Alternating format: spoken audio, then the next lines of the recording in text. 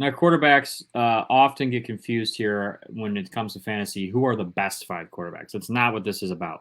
What this is about is who's going to get me the most fantasy points. Now, in most leagues, the quarterbacks' touchdowns and their yards, the point systems are different than like receiving yards and rushing yards. And for example, a touchdown is normally 6 points for other guys. For quarterbacks, sometimes it's less. Depends on your league.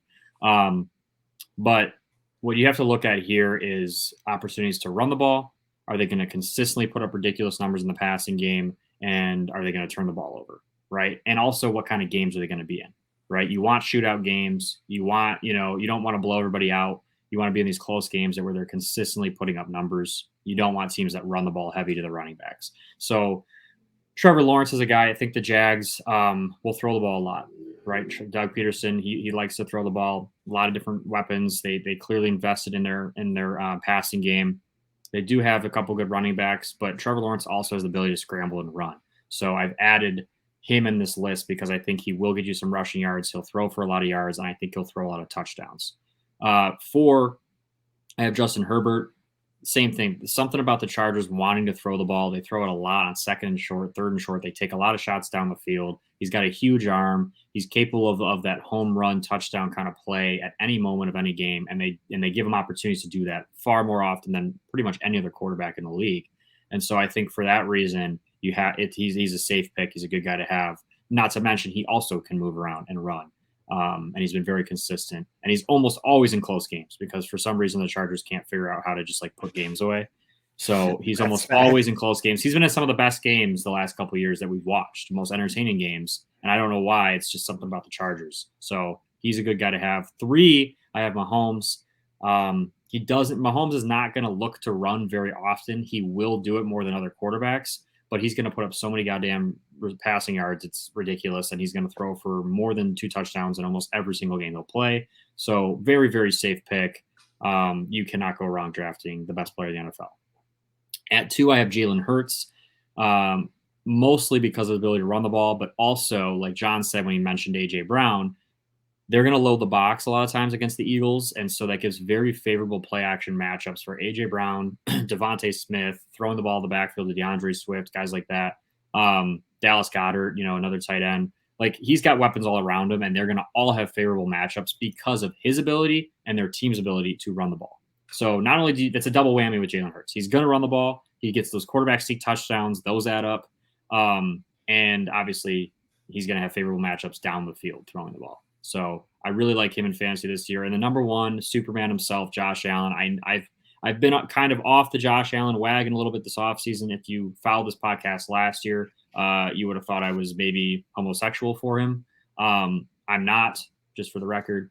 But he's a great player. They run the ball a lot with him. I thought that the Bills would do more to invest in running game behind him. They really didn't. And so I do anticipate they're going to still use him to run the ball. Not only that, but they like to throw it all over the field. And Josh Allen makes plays and scrambles and somehow finds ways to find open receivers down the field very often. For those reasons, I think he's the top quarterback in fantasy. And not to mention, he runs crazy. He doesn't care about his body.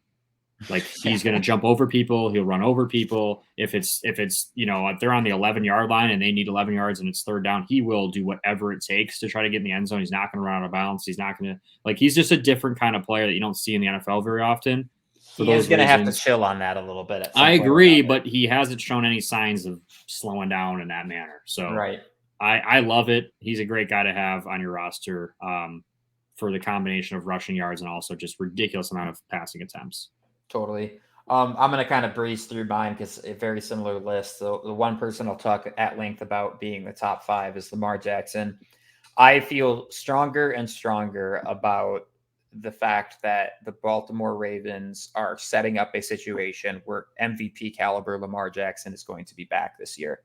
I just think everything is congruent with that, with the new OC and his ability to actually scheme to Lamar Jackson's strengths, the receiving core makeover. I think all of it is going to be good for Lamar Jackson, the player, and it's going to be even better for Lamar Jackson, the fantasy player, because not only is he going to be using his legs just as much as he previously was, but he's also going to be passing a lot more and potentially passing a lot more in the red zone, which is good because that turns into touchdowns, which turns into fantasy points. So I feel very strongly about the fact that Lamar is going to be a top fantasy quarterback this year, and it's going to be a night and day difference upon his talent in the receiving game because of the fact that there are so many things working to his benefit this season.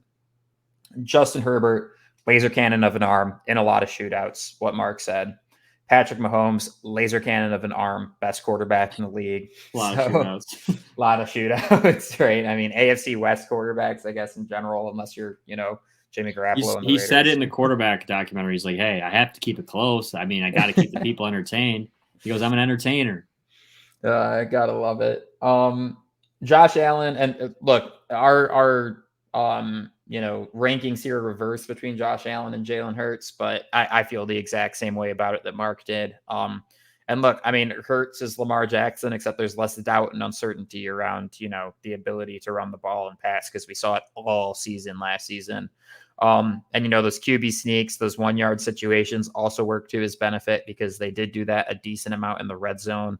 And if they got to do it again, they'll do it those again. quarterback sneaks, dude, he gets like 5 yards. Like those start to add up. Like all of a sudden, you're like, you look at the stat sheet, and you're like, wait, how did he have 16 rushing yards? He didn't even try to run the ball. And then you look at the quarterback sneaks, you're like, oh my god, he got like 4 yards of carry on his quarterback sneaks. It's ridiculous because, like Mark said, like you're trying to get like a guaranteed surefire 1-yard gain on those, and somehow it's between the offensive line being as good as it is and his legs being as strong as they are, he usually gets a good chunk more than 1 yard on those QB sneaks. Yeah. So. I mean, you talk about Chubb and his weight room videos and his squats and what he does. Like Jalen Hurts is a freak, dude. He puts up a ton of weight on the squat rack and just he's a machine.